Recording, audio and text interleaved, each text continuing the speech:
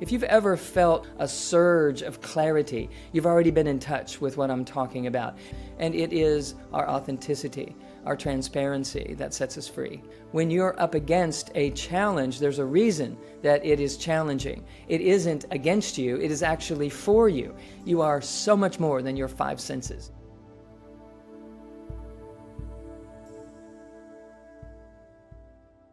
Today, we're going to be talking about the energy codes. Now, these are guiding principles to activate your energy system and enliven a deeper version of yourself and create profound change in your life. So, question, have you ever noticed that situations or circumstances in your life seem to just keep repeating? It's like rinse and repeat, just happening over and over again. Another question, do you feel stuck in that sort of pattern, like you can't move forward or you can't get things happening, although you have dreams and desires and would love to? It just seems to always come back to a same recording that you've been living in. So it results in you wondering, questioning what your purpose is, wondering why things don't ever work out the way that you want them to or with the amount of ease and grace that people talk about. Well, the solution lives within you. Right. So the energy codes are a system that are absolutely going to address that. They show us how to move from living as the protective personality into living as the true, essential, soulful self. And this is what happens. When we land here, we sort of splat. And our mind and our body and our breath go in different directions. And as a byproduct of that splatting, we find ourselves dispersed in life. And out here on the edge of that splat, just picture if you poured some liquid on a tabletop, how it would just disperse out. And we live out there on the periphery of that, trying to figure out how to navigate this life and work in the world in the ways that work for the world and to fit in and to do the things that we think are necessary to protect ourselves and to achieve and to accomplish. And so what happens is we establish a version of ourselves that is not the true self. It's the negotiated self. It's the compensatory self that is doing whatever it needs to do to fit in, to do the right thing, to belong, to succeed, to achieve in the ways that we've been trained.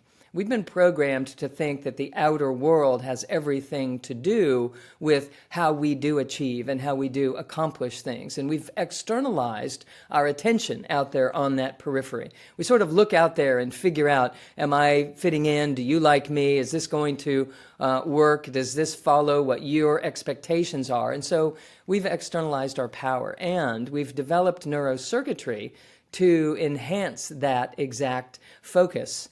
We've built circuits to reference what's going on in the outer world instead of building circuitry inside our nervous system and inside of our electromagnetic energy system, instead of developing circuitry to observe and witness what's going on in our inner realm. Well, as it turns out, our inner realm is the real realm. The inner version of us is the true self. And until we begin to access and reference that as our come from, we will always be living a compensatory life, and we will never be bringing forth our true essence. And when we don't bring forth our true essence, we are literally dancing as a ghost. We are empty and feeling the effects of that over time. We are always searching and wanting to achieve or to accomplish or to fit in or to belong. And the problem with all of that is we've become identified as the mind. In that splat, your mind goes one way, your body goes another way, the breath goes another way, and basically the soulful essence of you is just sort of hanging out, wondering if it's ever going to be safe to drop into this world and actually live fully and freely with an unedited or unaudited take on life. And so a byproduct of that is we live as an emptiness. We're constantly observing and trying to become what we're supposed to be from the outside in, instead of deeply being able to reference what is true for us from within and to reveal that up and out into the world. And when that flip occurs, everything changes. Everything changes. We begin to navigate life from a different perspective. We choose things that are actually fulfilling and uplifting. We are allowing ourselves to interpret and translate life from an entirely different perspective. And it is our authenticity, our transparency that sets us free. What happens is we begin to learn that we've been identified in this splat. We sort of landed face first on the mind. And we came up and the mind was sort of stuck to us. And so we have to get this off of us and use it as a tool instead of letting it determine what our true identity is. And so we have to learn how to go about doing that. And that is what the energy codes do.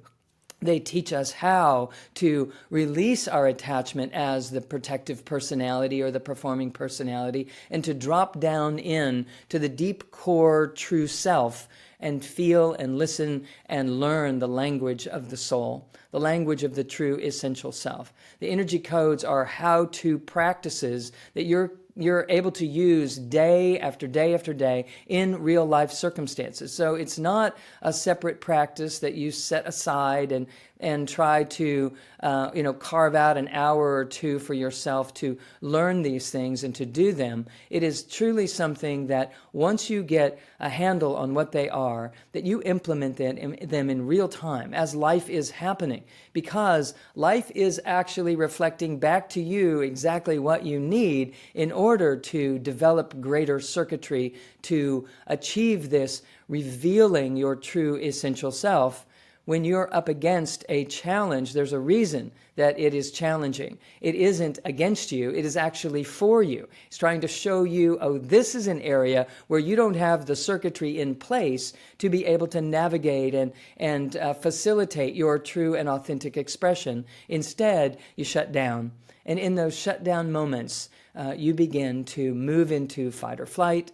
We begin to operate in terms of survivorship instead of expressing from a place of creatorship. And the next thing you know, we're a walking example of an unfulfilled human being. Sound familiar? Well, no longer. It's not allowed to remain as part of your life if you are plugged into the energy codes and this system of approaching life. And so, if you've ever felt moments of a surge of clarity, you've already been in touch with what I'm talking about. If you've had a moment of intuition where you knew before you were supposed to know, or you had a hunch and you listened to it and you connected with it and you acted on it and your life unfolded differently because of that, you're plugged into, periodically at least, what I'm referring to. So what I'm talking about, it isn't something that is far from you, that you're going to have to work long and hard to ever get in touch with. It's actually only that you have to stop doing some of the things that you've been doing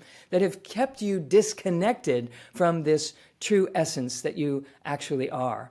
And the mind operating as a separate version of that tends to spin. It tends to write stories. It tends to fill in the blanks of everything that it doesn't know in an attempt to try to create some sort of certainty. Even if what we're certain about is horrible. If we're worst case scenarioing, we're hooking into that worst possibility that could ever unfold, and it stabilizes the mind and gives it something to focus from. The problem is it starts generating that reality for you because that's what you're plugged into. How we focus the energies of our whole system by focusing our mind on a particular come from is going to determine the life experience that we have. It is going to determine how the energies come together and how they coalesce and how it generates a movie, literally, that we are walking through. And it all has to do with our come from. So I want to invite you for just a moment to think about a moment where you were truly connected to a purpose or a passion. There was a real connection. You felt free and you felt grounded and you felt like you belonged and that things were flowing in your favor. So I'm going to ask you another question. What did it feel like in your body in those moments? And here's a reason that I'm asking you that question. Your body contains incredible wisdom. It's a gathering point for a tremendous amount of billions of bits of information that are bombarding you every millisecond as pure consciousness. And in that state of pure consciousness, what is happening is we're developing a system, a place, a gathering point where we can translate and filter through these billions of bits of universal intelligence, this cosmic information that's coming toward us constantly. And so the body is built as a filtering mechanism so that we can ground and translate that information into things that are what we call gut feelings and hunches and intuitions. And it rises up through our system and gets filtered through our heart center, where it is stepped down into what has heart and meaning and relevancy for us. And then it continues to rise up through our system, landing in our conscious mind and our awareness as images and ideas and thoughts and inspirations. And so that system is constantly trying to flow, and it's constantly trying to ignite your awareness of yourself as a cosmic presence, a universal being. You are so much more than your five senses, and you are intended to create and generate so much more in your life than just fitting in or just belonging. That is such a superficial focus of our mind that causes so much pain and so much repetition and so much repeat that we've been experiencing in our lives. And there's a solution. The solution is to drop down more deeply in your body and allow for something greater to unfold because you are here. To allow yourself to be a gateway that is part of a continuum rather than an isolated, separate self.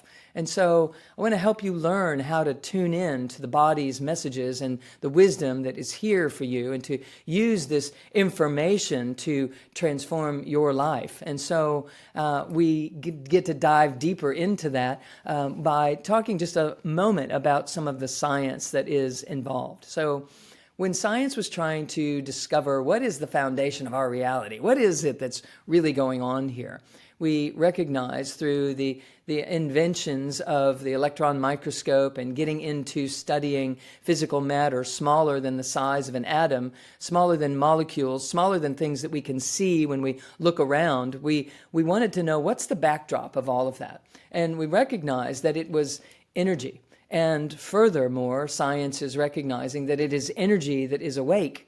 It's energy that has consciousness, that actually consciousness is an energy that is the foundation of our entire reality. So everything that we are experiencing is being projected into a holographic movie, and we're each stepping into that movie and playing our part and playing our roles and interacting and exchanging. And the problem is we've decided that this movie that we're in is real.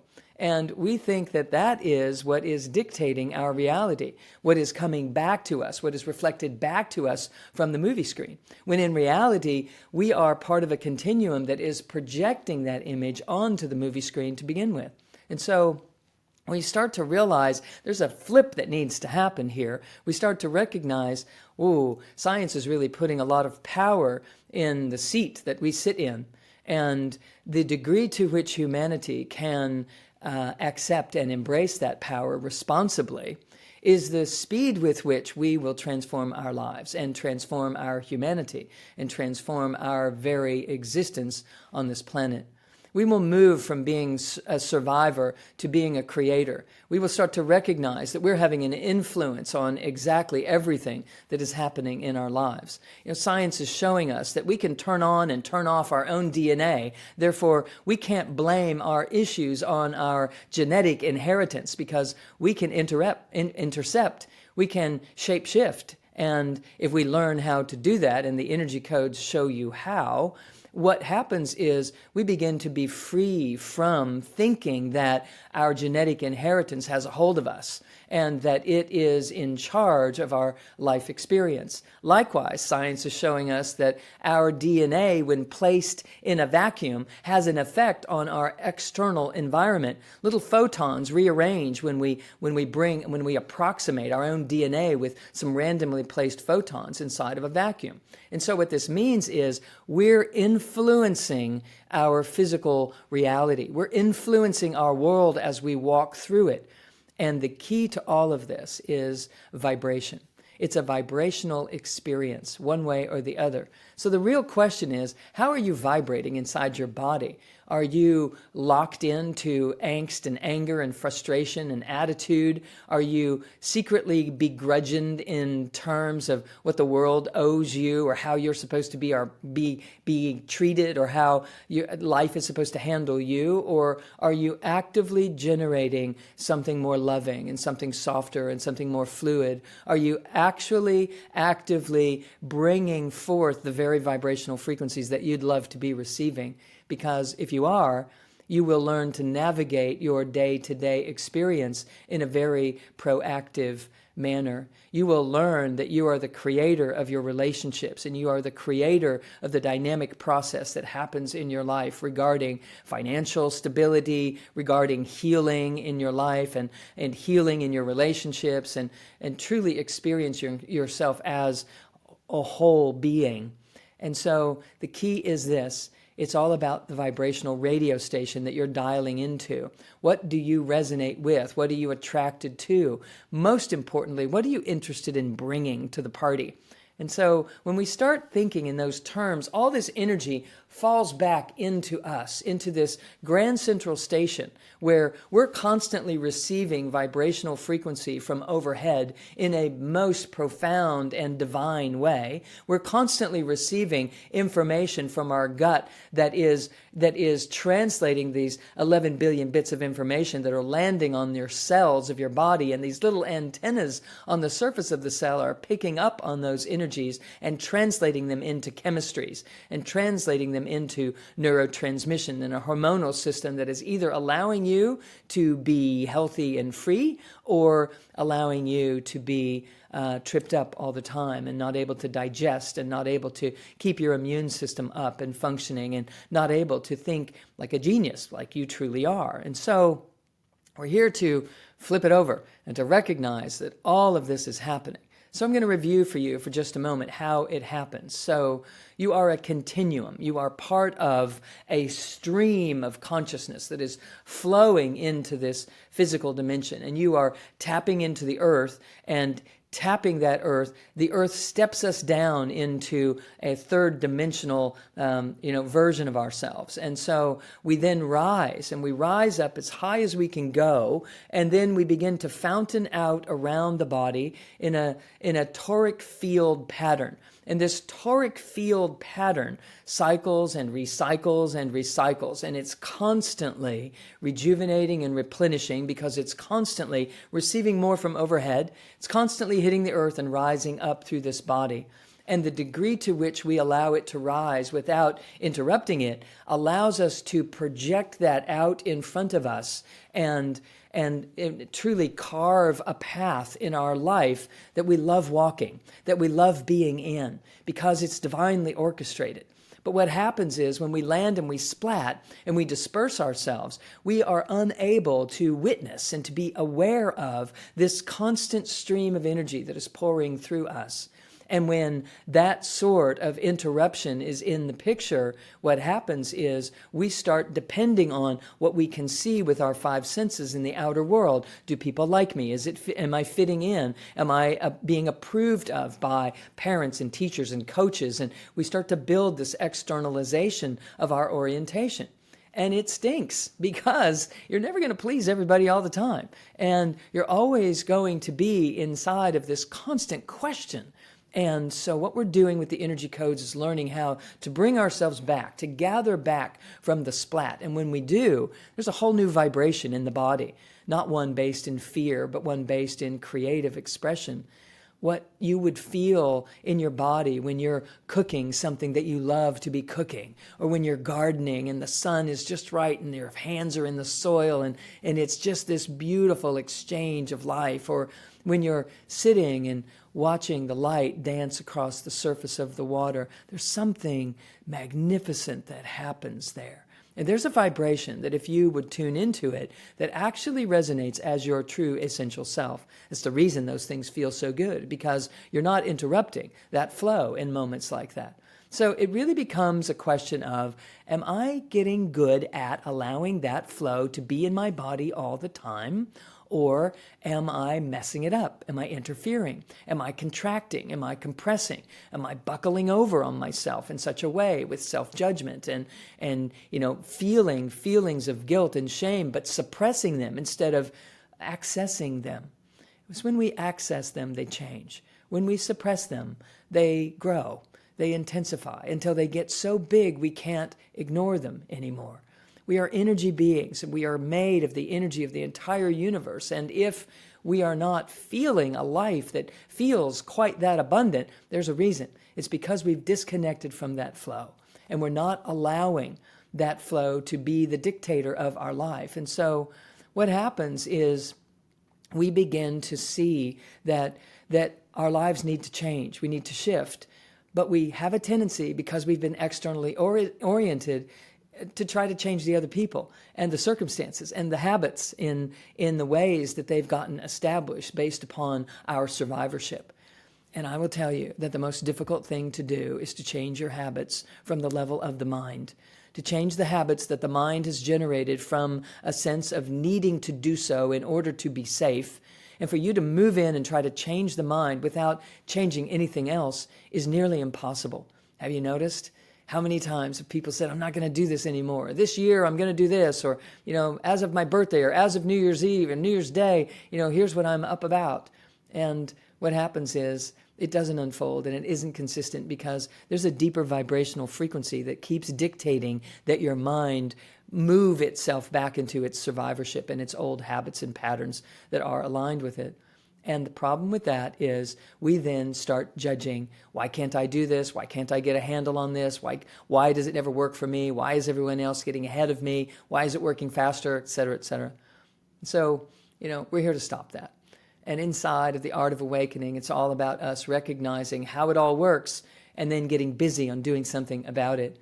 The fact is, you are the unified field itself, compressed into a funnel and then into a channel that is streaming its way right here into this physical world. You are not a separate self. Everything is connected. And so it isn't even that you are to connect to the energy. It's for you to allow yourself to be the energy that you truly are. So you don't have to go find yourself. You're right in here. You're right underneath all these layers of protection and performance that we've established as long as we've been identified as the mind. And so we're here to stop filling in the blanks with worst case scenarios. We're here to allow ourselves to awaken as this true essential self. Because when we're not at peace within this system, this energy flows out from us, creating this movie that we're walking around in. And it's a complete reflection of the contractions and the discordant energies that we have assimilated and collected over time. That's it. And so it isn't about what's out there. It's about what's in here. And it isn't that you have to just change your mind. We have to introduce the mind to the true soulful self. And you have the power and the capacity to do that. And when you do, you start to see through veils that you used to think were your limitations of life.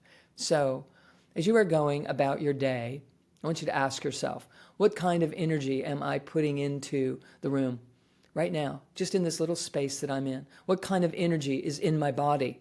Because it's emanating into the room, and that energy is emanating out into the world, and it is shaping your experience. And so a simple question, drop right back in. You are responsible for the energy that you collect inside your body. You are responsible for that. And when you decide that gets to just feel a little bit more relaxed, it gets to just be a little bit more deeply breathing and free. And as such, what happens is you start to emanate that energy into the room. And a byproduct of that is you start to see into the room different opportunities and different possibilities. And that begins to grow and magnify out beyond the room that you're in, out beyond the home that you're in or the building that you're in, out beyond the town that you're living in, for that matter. And what begins to happen is you start to see differently into this reality, and you select different points of consciousness to draw upon and to collect and to gather your own reality. It is literally happening that way all the time and has been for the whole of your life.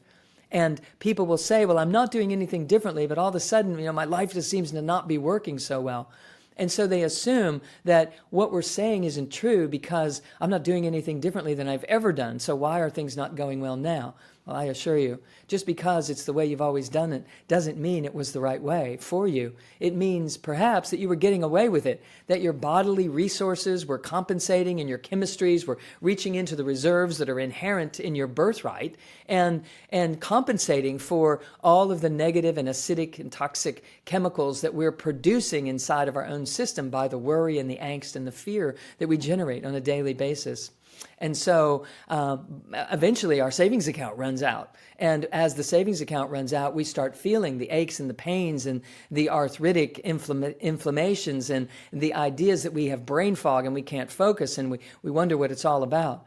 And then we reach for foods that are stimulatory to try to just pull ourselves out of it for a moment, all the while we're feeding the dragon. So inside of the Art of Awakening, we're all about showing you how to navigate those things and to shape-shift them into ways of being and ways of living and ways of actioning that will allow you to truly win, to open the system, to allow the flow, the stream of consciousness that you are to have its way, all the way into your body and into your life.